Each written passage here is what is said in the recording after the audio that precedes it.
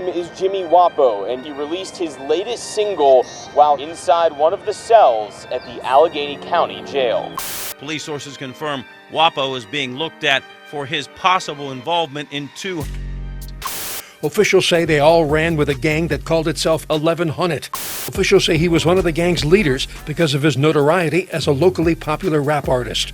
Jimmy Wapo had quite a following and was known beyond the Pittsburgh rap scene.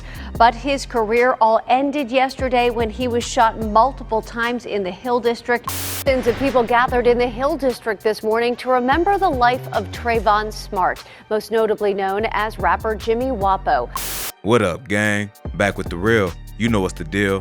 The city loves you until they hate you. When you down bad, everyone pretends to cheer for your come up. But as soon as you level up higher than them, they wish that you meet your demise. Boosie said it best.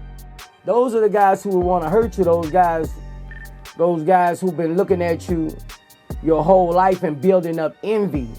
They build up envy to where they can't do nothing now. They can't stop you from getting money. You don't want to be their friend or associate. You can't come in their crew and get any kind of money. They're too big for you to even try to beef with. So you know what? I'll just take your life. The late Jimmy Wapo knew this all too well, but after 2 attempts on his life by the ops, the third time was the cursed charm. Once he was gone, the cops swooped in like vultures and tied up loose ends. Today, we're gonna take a look at the troubled life of the alleged notorious Pittsburgh gang leader and the indictment that took down his organization. The streets of Pittsburgh is known for mega superstars like Wiz Khalifa and the late Mac Miller, both of which show love to Jimmy Wapo. But Pittsburgh has a darker side that has been plagued with bloodshed. The Hills, aka Chauncey Drive, home of Jimmy Wapo, is one of the hotspots in the city of Pittsburgh that have been known to influence negativity. We in the Hill District. I mean, some would call it the Hill District. We call this part right here officially the lane. I mean, whole Bedford.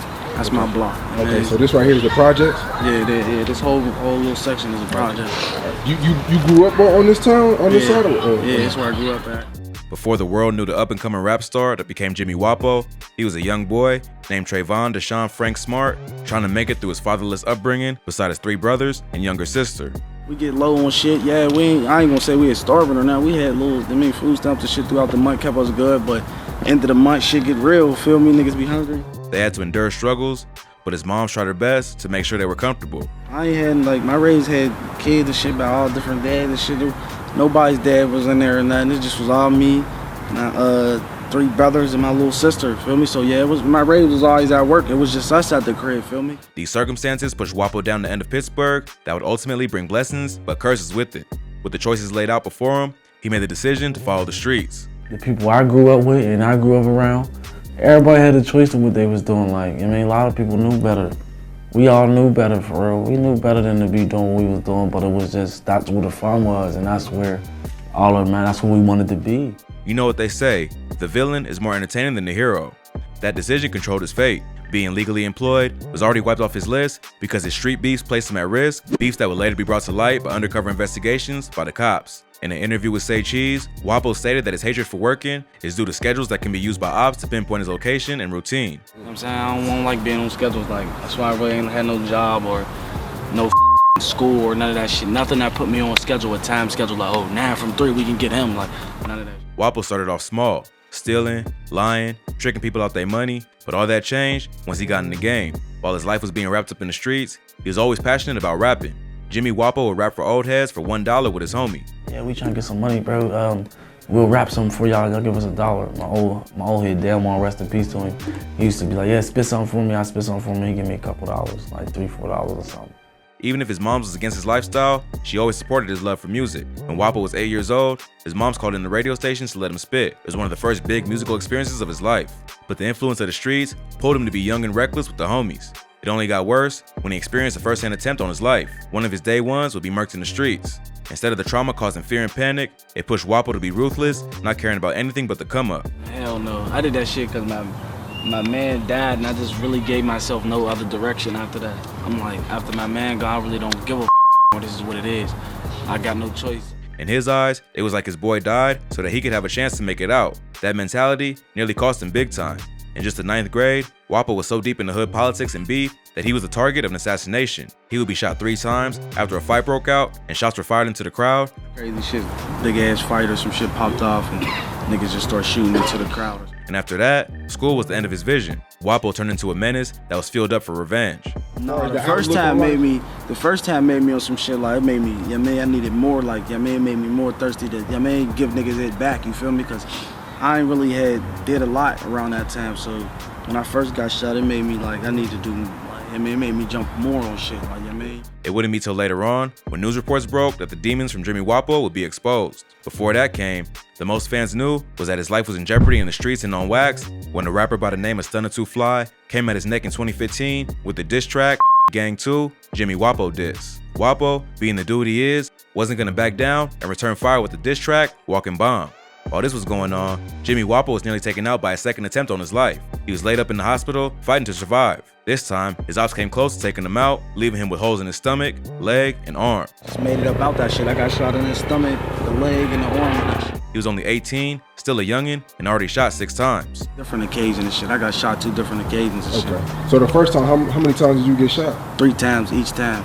Damn. Yeah. Okay, so 6 total. Yeah. Unlike his first brush with the grave, same time, Walking Bomb was running up numbers. That was enough to push the rapper in the direction of focusing on music and stepping away from the streets. He would make a positive step, squashing his beef with Stunner 2 Fly and featuring on a track together titled Bout Bread. The streets, however, was too much temptation for Jimmy Wapo. In October 2015, he was sentenced to 3 years probation on conspiracy charges. He would be sent back to prison in 2017 after violating his probation for traveling out of state, particularly to New York to meet with record labels, also failing to meet with his probation officer and having unpaid court fines. Currently, Smart is jailed on probation violations stemming from a trip to New York to meet with record labels, failing to meet with his probation officer, and some unpaid court fines. The rapper was hot, and not even jail could stop him.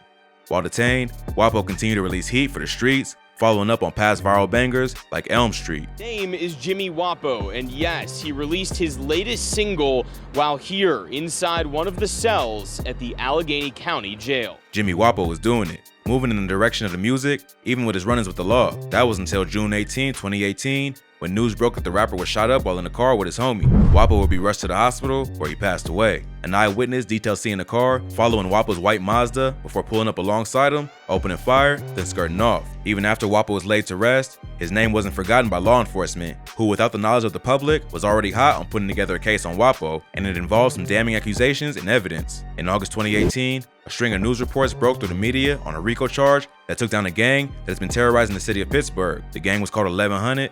One of the leaders, the late Jimmy Wapo. Authorities state that the name originates from a combination of 2 blocks in the hill where the members live, the 800 block of Memory Lane and the 300 block of Burrow Street. The numbers 800 and 300 were combined to come up with 1100. The members that got hemmed up were Deontay Griffin, Sidney Pack, and Richard Kelly.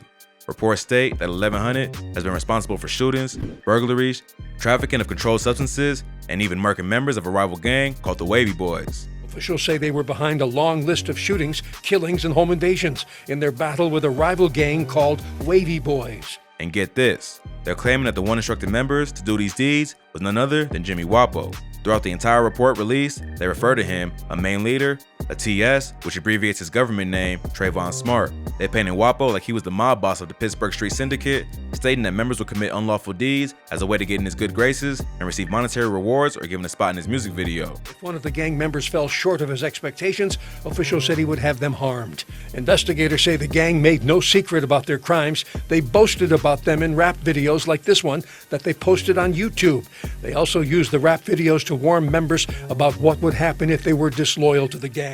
This came with a price to those who fell short of Wapo's expectations according to law enforcement. If a gang member failed to impress, Wapo would instruct others to punish them along with his rivals. Damn, reports had Wapo sounding like a medieval times ruler. The more the report extends, the more the reasons for Wapo being murked started to connect. The man was a demon in the streets to his ops. Authorities state the beef between 1100 and the Wavy Boys was sparked due to a 2012 feud over Stolen Hero, but intensified with the hit of Wavy Boys member, Lumber. What followed was a blood trail that led right up to Wapo's hit. Reports used abbreviations to detail the members lost to the beef. April 2015, Pac and another gang member identified as TD killed a Wavy Boys member CR, whose real name was Christopher Richardson, and injured 2 others. December 2015, Wapo ordered the gang to take out Wavy Boys associate MBB. January 2016, the deed was done. October 2016, Pack and Griffin got Wavy Boys member JH and injured a 7-year-old in a vehicle passing by. November 2016, 11 Hunnit member JP was shot twice in the head by Pack in the presence of Wapo. This coincides with the reports of Wapo putting out hits on rivals as well as punishment on his own members.